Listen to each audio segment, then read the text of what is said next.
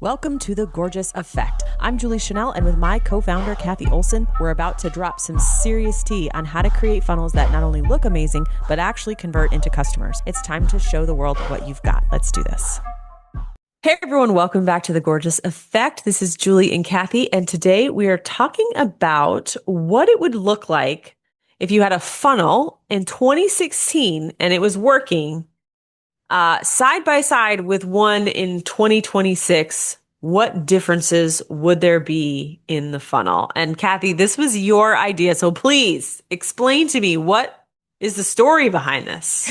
I definitely sprung this on Julie also. So I think she wants me to be like, why are we talking about I'm this? so curious, like, where did this come from? Well, I know there was like that whole trend of like thinking about 2026 and 10 years ago and stuff. And I because when I'm reviewing sales pages, sometimes I see things that are so old school that people are still doing. And I'm like, you guys, this is not working. Like, this is so like this whole topic. Like, so I'll give you an example. So I was looking at a sales page the other day and it had the like, who is this for? And who is this not for? And that section is so over like outdated. And I'm like, people are still teaching this, or are they using a template, or like, and I don't even know. Probably in our templates. I was gonna say, I don't know if this was in our templates because it was never like something that had to be in there. It's just so outdated. And when I see it, I immediately I'm like, everyone's rolling their eyes. Everyone's seen this. And it actually cheapens the entire funnel after that, because it makes people think, oh gosh, like, because the answers are super like rhetorical. It's like, oh, this is for you if you want to make money. I'm like, okay, everyone. And then it's like, this is not for you if you're like looking for a get rich quick scheme. Like it just cheapens the whole thing. There's like no, like, I get the psychological piece and why it's there, but it doesn't need to be there. It actually needs to be like, if you're trying to have people self-select, it needs to be way earlier in the funnel than the very bottom where those are usually at. So I thought, gosh, this has been taught for so long and people just put it in there because they think it's like working, but it's not. And it got me thinking, like, there are so many things like that. That's like one example of something that people just leave in there because they think it does something, but it's actually really hurting people. And if you're doing things the way you were doing them, or you like learn how to do them in like 2016, 2017, 2018, or even like 2020, right?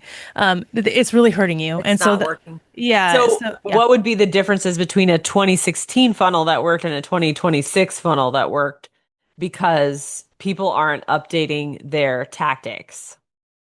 Yeah. I think I have a theory about this. Every tactic or, marketing tip is usually foundationally about some sort of psychology. So let's just use the example that you talked about, who it's for and who it's not for.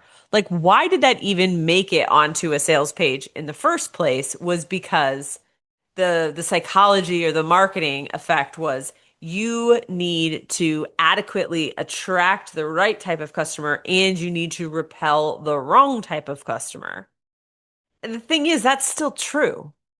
Like, that foundational psychology is still true. And I think that people who get they're just mimickers, maybe because they don't study marketing. So they're just like, well, I'm just going to do this thing because, this is what works. And then they never update it, is because they don't really understand the why behind it. So that whole who is this for and who is this not for is still 100% relevant on a sales page today.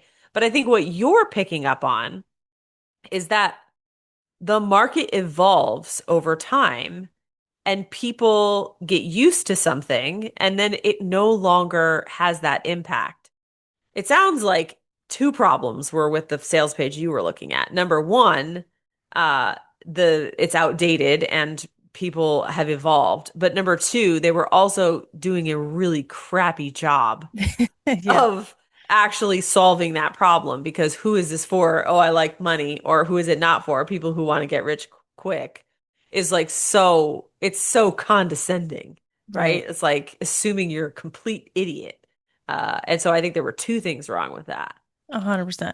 Yeah, I think that you could do it correctly, but I still think it's so overdone that it doesn't need to be on a page at all. Like I mean, because if we're really thinking about it, the entire page should be self-selecting. Like the entire thing, like from the first 5 seconds, I should know if this is for me or not. Like, right? Like the whole time we're trying to figure out, we're trying to go to a page that makes them feel like, how do they know? How are they inside my head?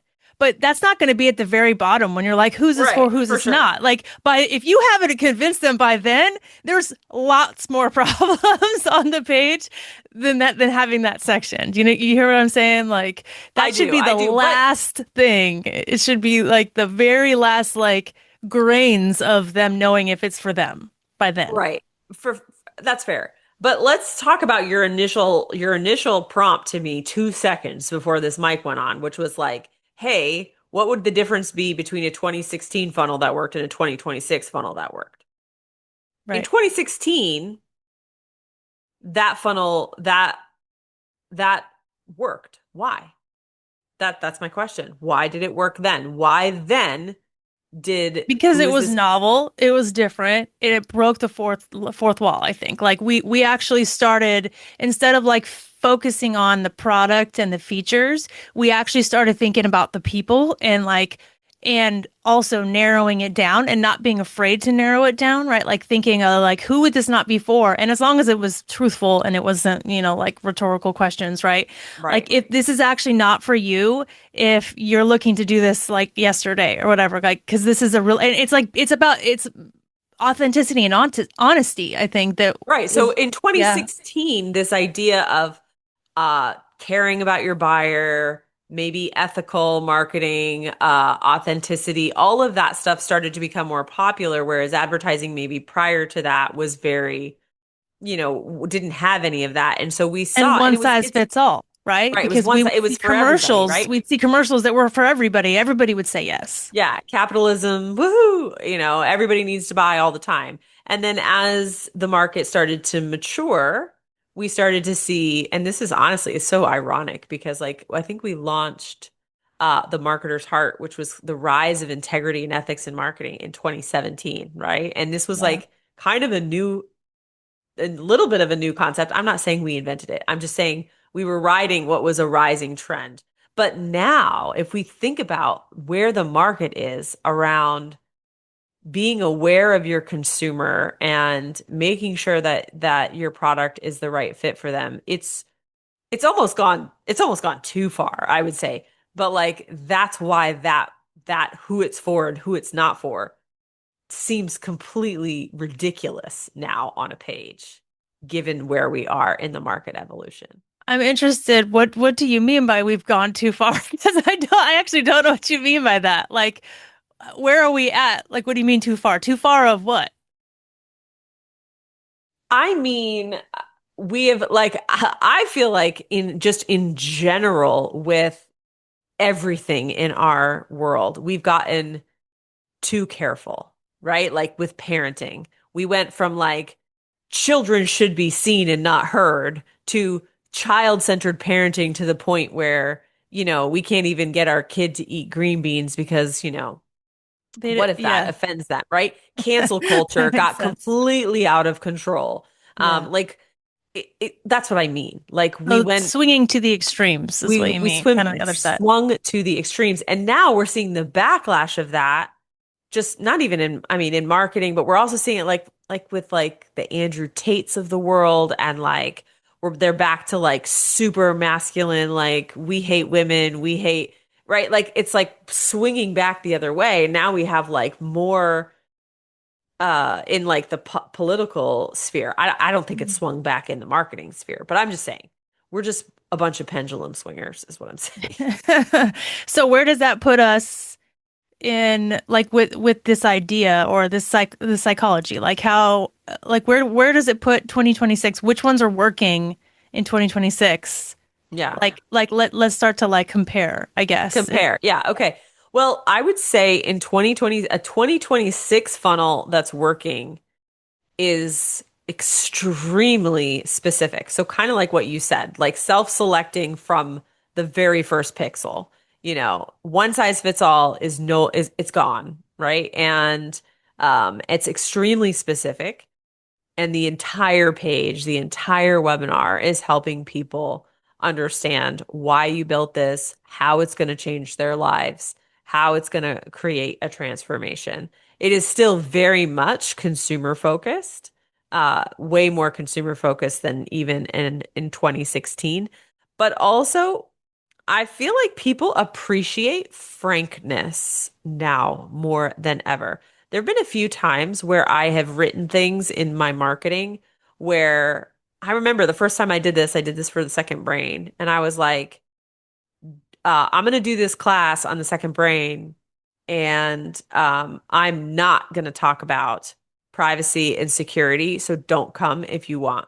If that's your like if you want to talk to me about privacy and security, don't come to this because I'm not talking about it. And that was kind of a way of saying who this is for and who it's not for. And people wrote back and they were like, "Thank you so much for telling me that so straight up blunt." So like directness and bluntness absolutely works well. Whereas I think in 2016, we were still kind of aspirational and like, I mean, we're not, it's not that we're not aspirational now, but I don't think we were as blunt as we are today.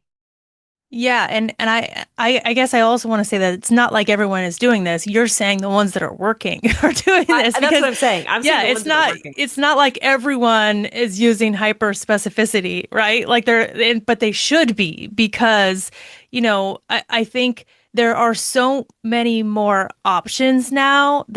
People are so much more discerning now. Like they're more careful with their money now. So you have to be because then you're just like everything else. And then, if you're not really, and I think too, there's a whole piece of obviously AI. It's like there's so much accessibility with AI. So it's like, what can I get from you that I can't get from AI? And if you pretend like AI doesn't exist and you don't like overcome that problem or that objection in their head, they're not gonna like no one's gonna buy it, right? So it's like you almost have to say it. You almost have to, all of the elephants in the room have to be talked about, right? Yeah. Because Yeah. You can't otherwise be they're happening in their afraid. head. Yeah. Yeah. You can't be afraid of the objections. Like, hope they don't think about that. Like, no, they will think about it and you better address it.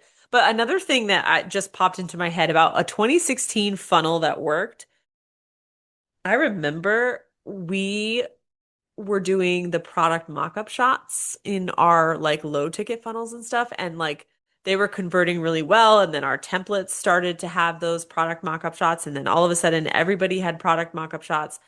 Again, we didn't invent it. I know product mock-up shots were a thing before, but I remember looking at funnels in 2016 and being like, if you had product mock-up shots, which, are just digital displays of like courses and coaching, like your funnel would perform better. Well, in 2026, that is not unique. Like a product mock-up shot, in fact, if you put a product mock-up shot that is like really like overdone, it's gonna look outdated, right? It has to be hyper specific to what you're selling. So that would be an example of something that I think like now everybody does it. It's not special.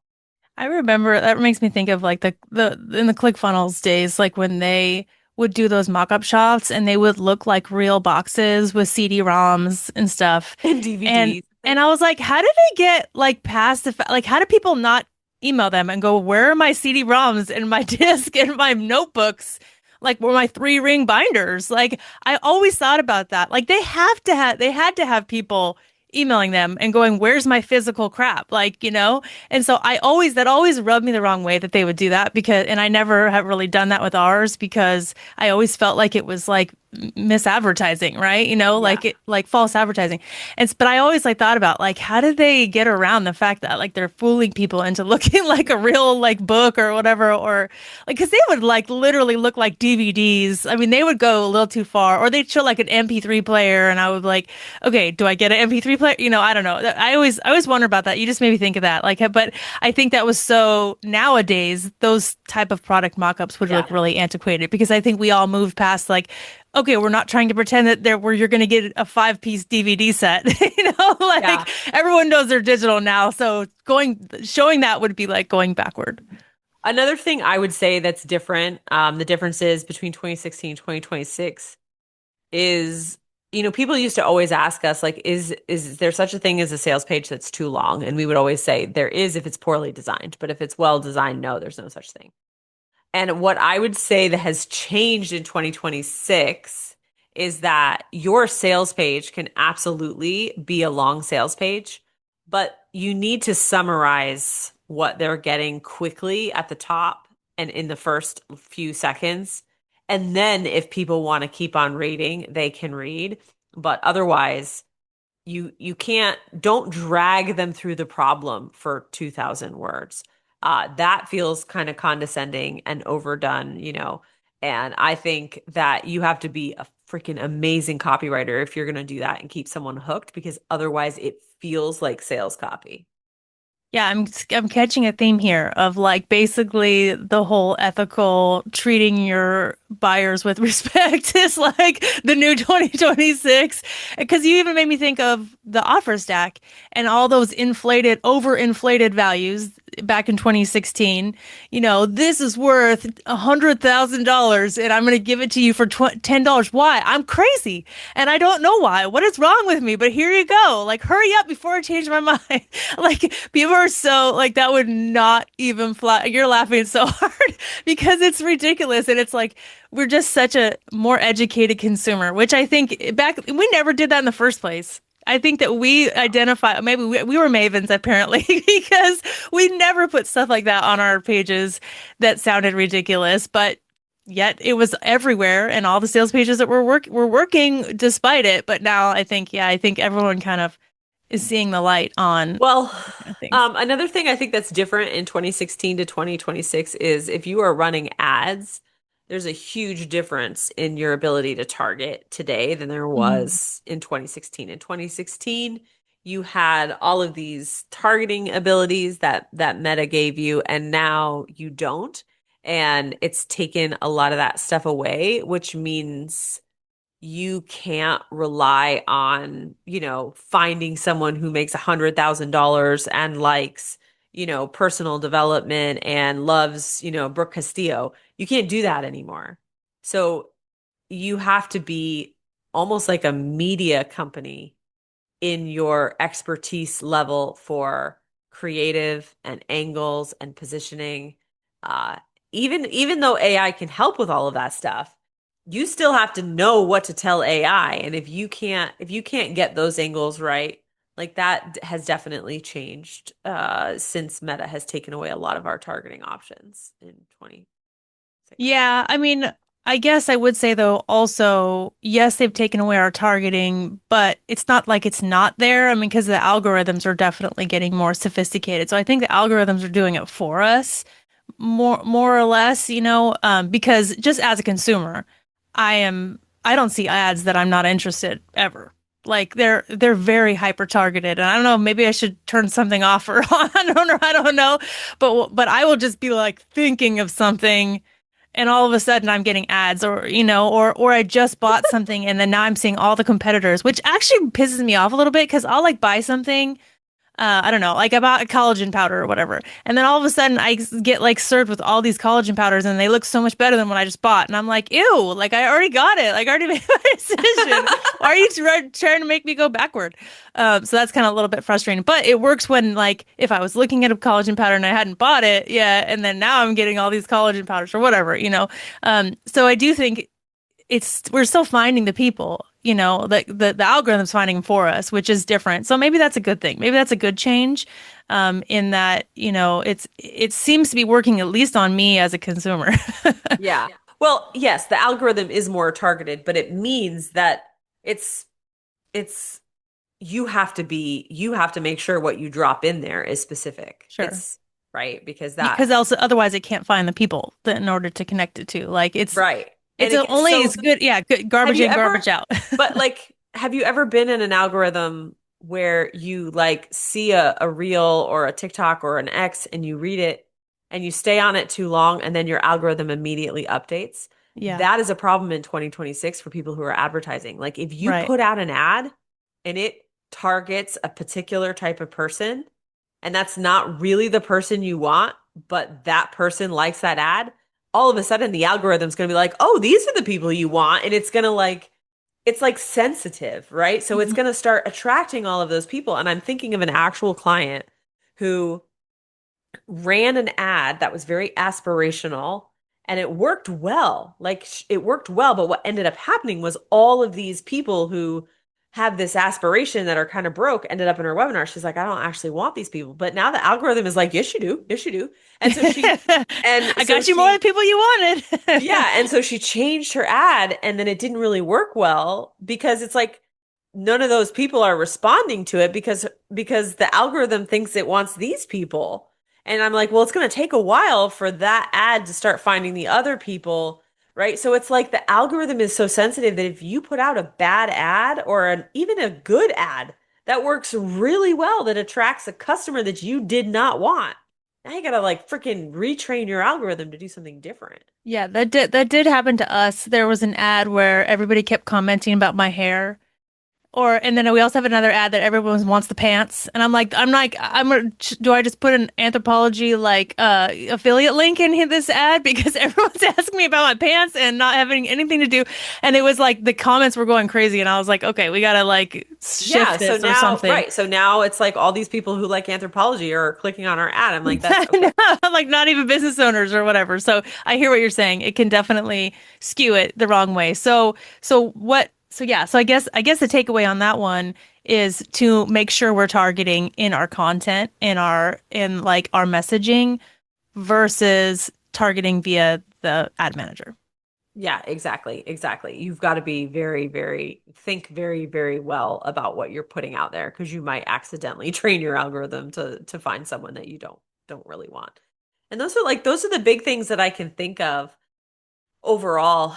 And I think, advertising is going to get easier and easier. Designing funnels is going to get easier and easier.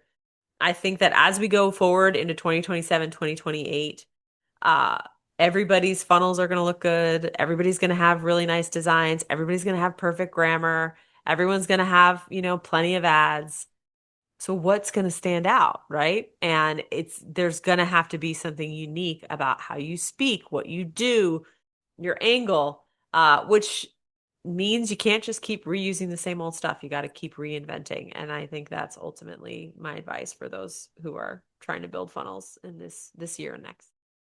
Yeah, and I think I also want to shout out FG Society for this because Yeah. what's really important is, we have all these like foundations of marketing and sales and offer creation, all this stuff, but it is always changing and it's changing so fast that you need to be on top of this stuff. And because as soon as like you might be doing something that's worked for so long and all of a sudden it's not working and you're not sure what to do or what's even wrong, you're going to need that like support of what's changing, like and constantly changing. And I think one of the things we're doing in FG Society, which just launched, is having every single week, month, like we're constantly like teaching new things and how they've changed and Yep. how to update these things as the market changes. And I think you have to know these things and you have to be on the pulse of these or everything because just staying the same, you're like it's almost like inflation. You're losing money if you just throw it in a savings account. Same thing with knowledge and information. If you're not like compounding it every single month, your things are gonna perform worse and worse and worse and worse. Like if you just let it sit there. Yeah, absolutely. All right, guys. Well, if there's a topic you want Cathy to spring on me with 2 minutes notice, just go DM her at Funnel Gorgeous. There you I'm always go. like, what are we going to talk about? She's like, here. I'm the one in the DMs too. So literally, if you DM Funnel Gorgeous, I will get it exactly. So there Cathy you will go. get it. But as always, we love reviews and topic ideas. And thank you so much for listening. We hope this was helpful, and we'll talk to you guys soon. Hey, gorgeous. Thank you so much for listening to today's episode. And if you're thinking, okay, but what now? We've got you. So, just for listening today, we want to give you a gift. Head over to learngorgeous.com. We're going to grab some free resources, free trainings, this month's specials, and everything you need to keep going. Until next time, make it gorgeous.